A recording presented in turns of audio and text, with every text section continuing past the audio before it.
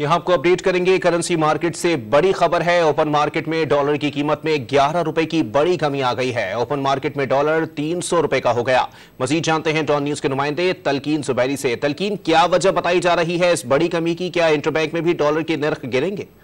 जी बिल्कुल, ये जो है स्टेट बैंक का कल का फैसला है जिसमें उसने क्रेडिट कार्ड पे अदायगी जो डॉलर की है वो इंटर बैंक के रेट के मसावी जो है करने की हिदायत जारी की है, जिसके बाद जो ओपन मार्केट में और इंटर बैंक मार्केट में बहुत ज्यादा 20 रुपए का फर्क आ गया था, वो आज बड़ी तेजी से कम हुआ है। इस वक्त जो है ओपन मार्केट में 297 रुपए में डॉलर खरीदा जा रहा है, जबकि 300 रुपए में फरोख्त किया जा रहा है। तो जो गैर यानी जरूरी इस्तेमाल कर रहे थे और गलत इस्तेमाल कर रहे थे क्रेडिट कार्ड्स का, खासतौर पर एक्सपोर्टर्स के बारे में शिकायत आ रही है कि वो अपने बाहर से पैसा नहीं ला रहे थे या महंगे दामों जो है डॉलर कैश करा रहे थे, तो उसकी वजह से जो है वो आज फर्क आया है मार्केट में। और जो है तवक्कुल की जा रही है कि जो मजीद 10-11 रुपए का फर्क ओपन मार्केट में और अभी भी मौजूद है, ये भी फर्क अब जल्द खत्म हो जाएगा।